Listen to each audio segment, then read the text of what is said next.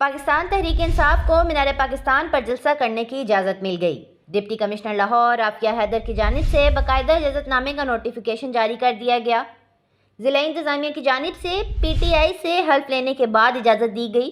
جلسہ انتظامیہ، اسٹیج، خواتین اور تمام انکلوسیوز کی سیکیورٹی کی ذمہ دار ہوگی۔ اجازت نامہ: جلسہ انتظامیہ تمام متعلقہ علاقہ میں بلا تعطل بجلی فراہم یقینی بنانے گی۔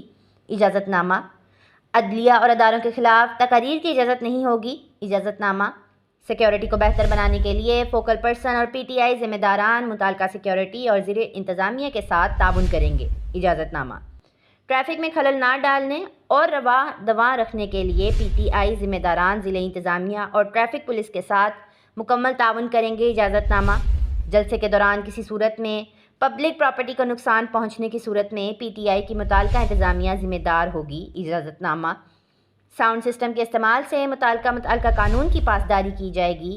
اجازت نامہ: